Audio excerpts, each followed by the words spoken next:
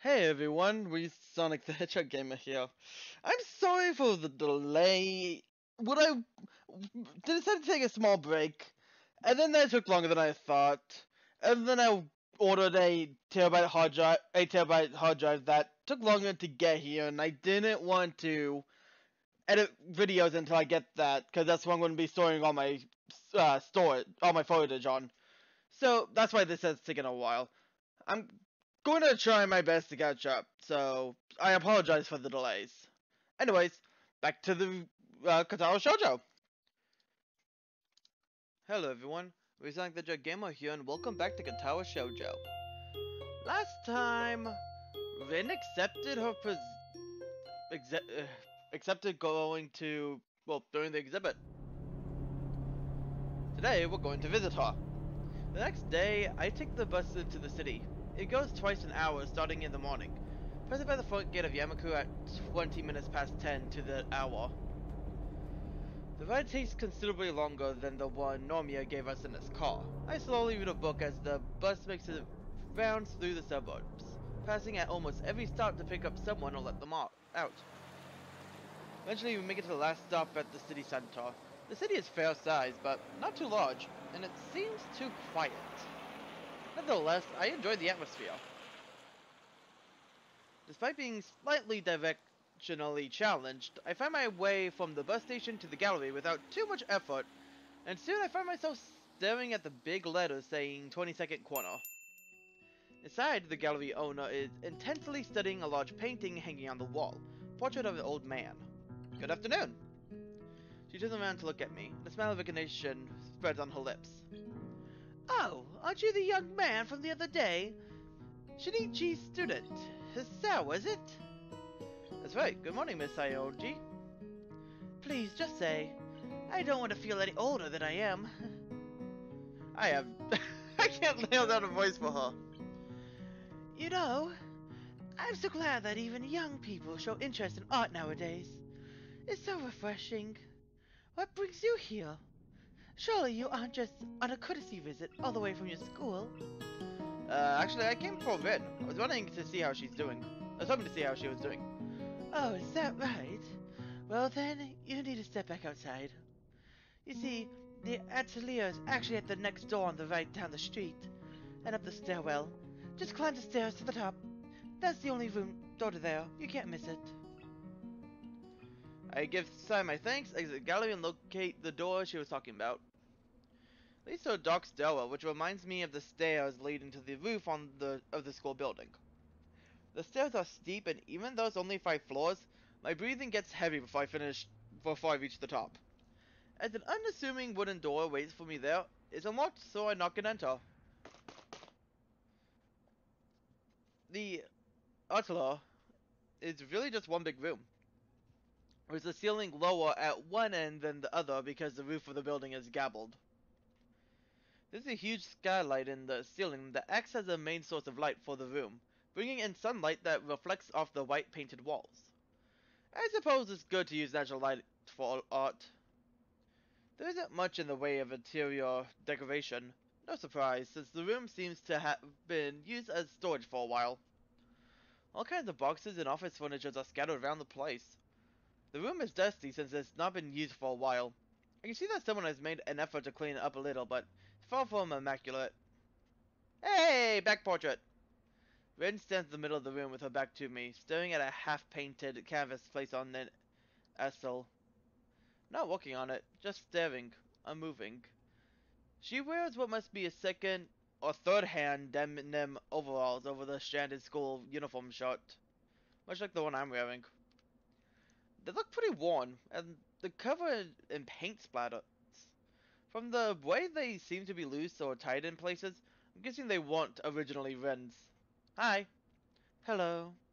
Ren doesn't judge my showing up as a worthy of turning around, saying maybe something more than just a mechanical reply to my greeting, smiling, anything. She keeps on doing whatever it is she's doing. Probably some weird creative thing inside her head. Perhaps I should have expected as much. Still, I make another attempt at conversation. This is a pretty cool place. Big, too. It is. Such that I could use this as much as I like. I even have my own key. So, how's the work going? She doesn't answer for a while. I begin to wonder if she's already forgotten the question. As the crowd drifts over the building, shadowing the light pouring in from the skylight, the change in Vin's surroundings seem to wake her up. I don't know. It's like a huge ball. I don't really know which side is the right one. It's really huge. It's the hugest thing ever. Like a mountain growing inside of me. Like I swallowed a whole mountain.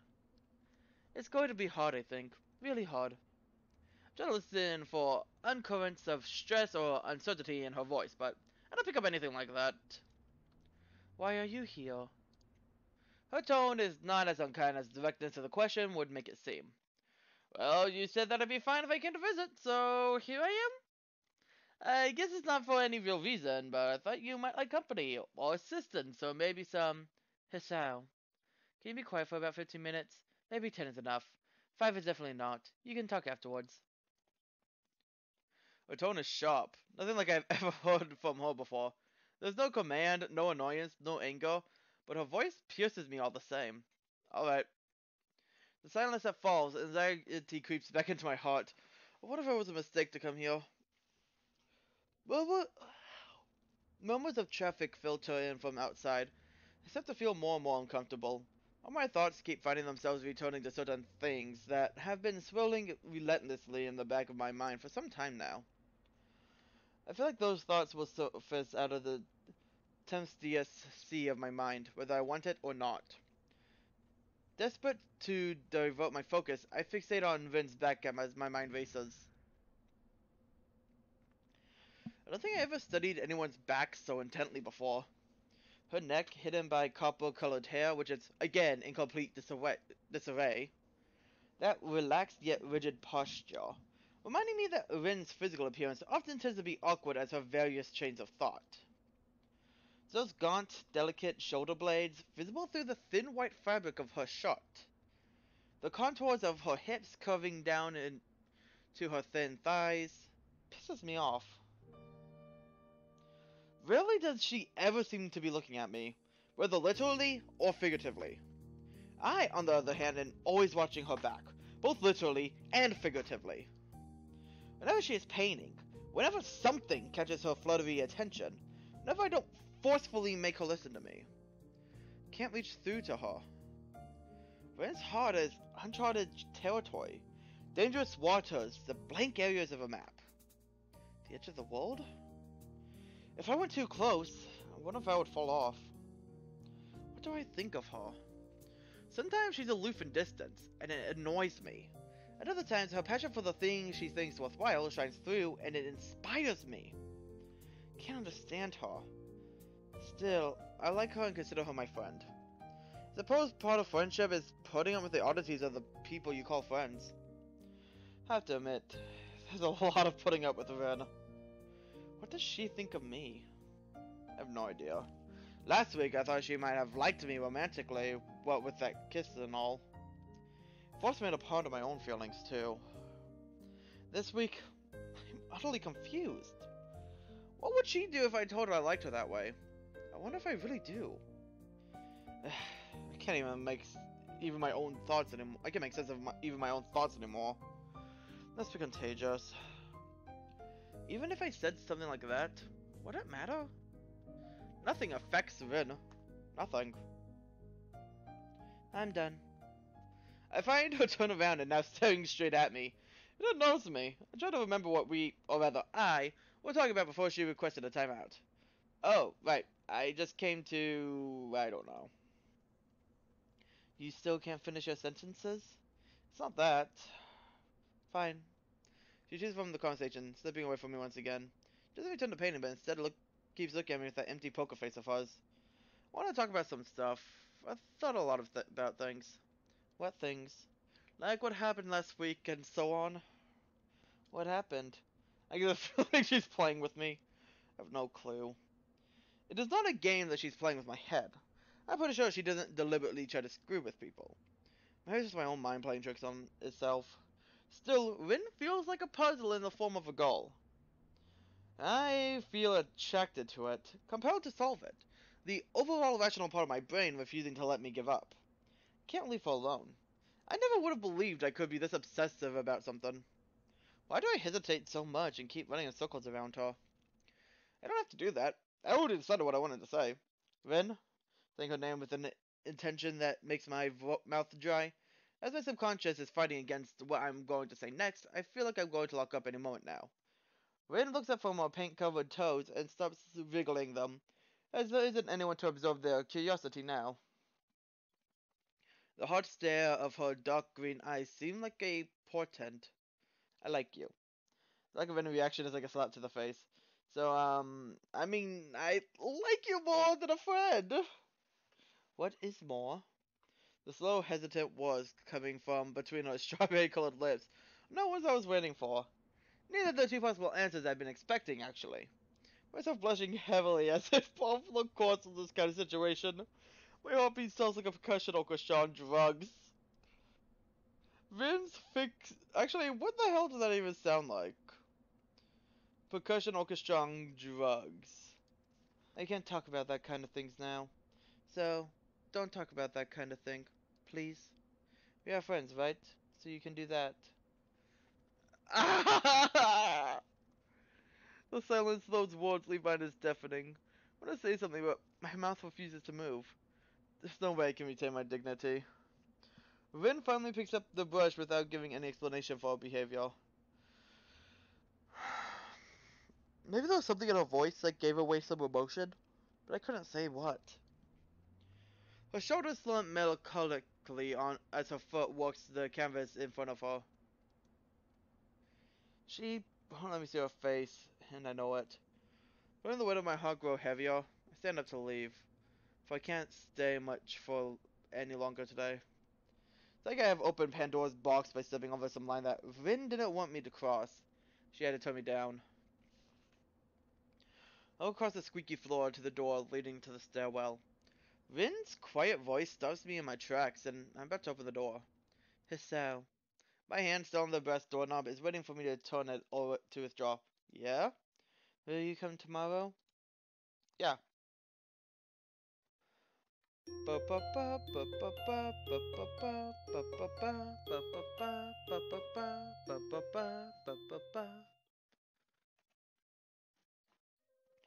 After a night of bad sleep, I go through the day mostly on automatic.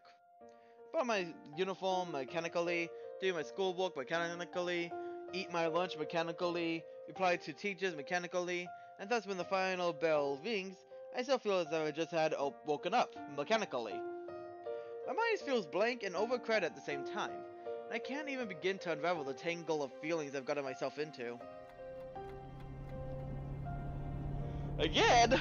I spent the bus trip downtown staring out of the window, thinking about these things. As a result, by the time I climb up the stairs to the atelier, 4 floors above Site's gallery, I feel completely exhausted. Expecting awkwardness, I quietly knock on the door before entering. I spot Rin at the center of a small clear area in the room, working on a painting. She doesn't acknowledge my arrival in any way. Hi, I came as promised. Rin steps ahead to my direction immediately. Was she waiting for me to say something? And locks that cold green gaze of hers on me. Although I'm sure my own face can't hide my feelings, Rin's expression is as expectant and neutral as always. The clouded, slightly absent-minded darkness in her eyes is like a wall standing between me and her. It is the first awkward silence between us that is truly awkward. Yesterday, both of us said something we couldn't take back, and there's no way it can be undone. I want to say something, but Rin forbade me from doing it. So I can't begin to guess what she's thinking, but I'm feeling the pressure of her lightless eyes on me. Can I break the silence without saying the thing I most want to say? To my horror, I can't find any way to start a conversation. It's as if I completely lost the ability to speak with her. Just keep walking if you're in the middle of something. I'll just sit down here. Rin nods wordlessly at me and picks up the brush from the floor with her toes on her right foot. I sink into a worn-out sofa, picking up a book from my bag and opening it to where I stopped last night. I can't really concentrate on it, but it's better than doing nothing. The two of us are close to each other, together in the same room, even. And yet, we're both off doing our own things, as if we're miles apart. I can't help but wonder about this unnatural situation. Why did I come here?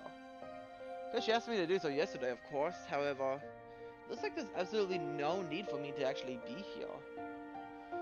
It makes me feel awkward at first, but as I recall the previous silences I've quietly passed with Ren, I settled down and tried to tune into that same comfort mood I was back then. Time stretches, then slows down. Pages of my book rustle each time I turn them. Maybe half an hour or 1 hour at most, Rin breaks the silence to my complete surprise. So, yeah? Are you my friend? The night of yesterday, I know it. So even Rin couldn't just push it aside from her mind. Caught off guard, I answered honestly. I don't... Yeah, of course I am. Don't worry about that kind of stuff. Come on. Okay. She didn't say anything further. I feel happy somehow.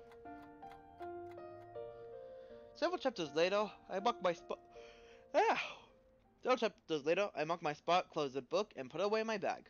Getting up from the sofa, I see that Rin's made considerable progress on her painting. I take a look at it for a bit. It's still not quite finished, I suppose. It looks great. It's bad luck to comment on unfinished paintings. After that, I quietly leave the studio and catch the bus, taking me back to school.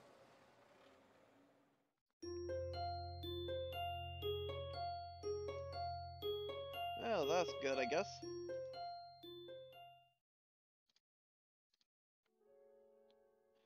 Life settles into some sort of vague, undefined norm. I visit Rin whenever I can, but each time it's as strange as the first. They consist mainly of me watching Rin at work or just reading a book on the couch while she works. We barely talk at all. Long, quiet evenings stretch over the last weeks of June. I sat on the couch in the atelier, listening to the quiet rustlings of Rin's brushes and my own heartbeat. Try to make sense of the former and forget about the latter. I am a silent visitor in this place. A ghost. At some point, I start thinking that my presence is meaningful to Rin somehow, but I never end up asking her about it. I don't bring up the forbidden topic anymore either. Try to stop thinking about it altogether. It's hard to do so, and doesn't get any easier with the passage of time. My heart aches every time I look at the awkward figure of the girl I decided I liked, yet who refuses to acknowledge it. I still can't seem to find the right words to talk to her about anything at all, but I find quiet solace in observing her from nearby. The distance between us doesn't feel that huge when I can be close to her, even if it's like this. I still can't seem to find the right words to talk to her about anything at all, but I find quiet solace in observing her from nearby. The distance between us doesn't feel that huge, even when I can be so close to her. Even if it's like this. Rin walks like a demon. There is barely a moment when she's without a brush between her toes, or not walking in circles around her current work in progress, estimating it from every angle and distance. She seems to be completely taken over by her will to work, to change herself into the sort of artist she believes would be worthy of the trust Namiya and Sei have placed in her. Piles of sketches, work in progress, tubes of oil paint, and brushes slowly begin to crowd the small atelier, making it even messier than it was before Rin acquired the place to use it. I offer to help her clean up every now and then, but each time she refuses. It dawns on me that in her mind, the room is not an utter chaos. Rather, her system of keeping track of everything is so elaborate that only Rin herself can make sense of it. She knows exactly where everything is, from the tiniest brush to that half-empty tube of chrism that is the perfect shade for some picture in progress. Rin walks from one painting to another, looking at them as if not remembering that she made them. She talks to herself or to the paintings. Even when I'm present, always just quietly enough that I can't make out the words. Every day, Rin pours herself onto the canvas for hours on end, squeezing every bit of her ability and even her soul to make good on that promise she made to me or herself. Black marks appear beneath her eyes, a sure sign that she's skipping sleep in favor of painting. So I was surprised to see her at school a few times. I never go and say hello though, as I feel it would break the silent magic of the evenings we share at the atelier. Sometimes Sei comes by when I'm here. She gives me a certain kind of look when she shows up. I think she doesn't like that I'm always hanging out with Vin up here, but she never says a word about it. She isn't quite as full of praise for Vin's work as Namiya, but is visibly impressed nonetheless. However, when she turns her eyes from the wonderful works of art to look upon the little red-headed girl that made them, sudden deep sadness floats onto the surface of her expression. I can't explain it. She never talks about it. June turns into July, almost without warning. End of term exams look dangerously close. All I can think of is Vin. I feel like a sleepwalker at school, looking forward only to the next time I get to visit that silent place above Sei's gallery. After Vin refuses my attempts at directly helping her with her work, I try to figure out other ways to help her. Finally dawns on me that she isn't eating properly. My course of action decided, I stop at the convenience store before going to catch the bus downtown on my next visit to the studio. Are we going to bump into Lily? Damn it! I feel very energetic as I open the door to the atelier and greet Vin. Not mechanically. I brought you some fruit. You need vitamins and actual food after all. Do you even eat up here? I do eat. If I didn't eat, I couldn't paint. Then why don't you eat a couple of these? Did we get her oranges? Yes! I shake the bag full of ripe oranges in my hands and employ to tempt Vin into taking a break. To my surprise, she actually lays a brush down and walks over to me to see what I brought. Her expression doesn't change at all when she looks into the bag. I can't eat oranges, Hisao. It does not work very well with feet. That's alright, I'll do it. Of course, I knew that. She told me herself after all. I extract the tiny fruit knife I had with me and select one of the round fruits. After making the initial cut, I begin to peel it with my fingers. The strong scent of cut oranges immediately fills the air as thousands of tiny droplets of oil bristle from the skin. I remove the first section of the hard peel and shoot a glance at Vin. So how's the work going? I don't know. I feel like I'm the center of some huge mountain of jelly and have to dig my way out. Must be stressful. I think it might be. Even though it's just painting now, all this, everything feels really strange. Wonder if Vin is the kind of person who likes to carefully remove all the white fibrous stuff from oranges before eating them, or the more careless type who just eats them as they come. Maybe neither. Maybe she'd eat the orange whole if she could, skin and all. I'm the former type, so I meticulously clean the orange slices one by one while Vin watches the process with mild curiosity. I realize I don't have the faintest idea about her likes or dislikes, or any of the other little details that make up the concept of a person for those around them. This sounds like Hanako now! It's like all this time, I haven't learned much about her at all, except worse, cause with Hanako at least we know she likes games, and can kick our ass in freaking, chess! Once I finish lamenting that fact, I realize I've cleaned the entire orange and neatly split it into slices. Hold up a slice bringing it closer to Vin so she can pick it up. Yeah. She digs it directly between her lips and then her mouth hole. Her lower lip briefly brushes against my fingertips. Vin chooses a slice carefully, saving it as much as possible. Became fixated on the movements of her jaw. The trickle of juice glistening on her lip. The way her throat moves when she swallows the orange slice. Do you realize what I'm doing? I turn away. Feeling embarrassed about watching her so intently. It's not the same as it usually is. The orange? Painting. Oh, well, is anything like that ever the same? It is, sometimes. I think. I don't know what, though. I might be starting to paint differently soon, if this goes on. Well, wouldn't that just be the change you keep talking about? She thinks about it, blinking her eyes a few times nervously. For a moment, absolutely nothing happens. As if time itself did a double take. We stare at each other in silence. Only that faint, tangy scent of orange floating between us and the muffled sounds of traffic in the background. I pick up another slice and hold it to her. Well, we need to keep paying for more information. She takes it from me with her mouth, just like the first one. I didn't think it would be like this. Well, keep on going and see what happens. It's not like you can do anything else.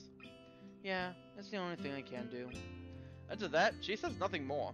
In the ensuing silence, I feed Vin the rest of the orange, one slice at a time. Then I peel another for her, which she eats as well, the thought I eat myself, and the rest are left in the plastic bag, which I put on the desk upon the small desk next to the couch. She stands up, returns to her painting with a strange look in her eyes that I haven't seen before. Like most of her expressions, it's completely unreadable. Even if I ask, she wouldn't explain what it means. And that's gonna be all for this time. This is me starting the Drug Gamer. I hope you enjoyed the series so far. I'll see all you guys again next time. See you guys then!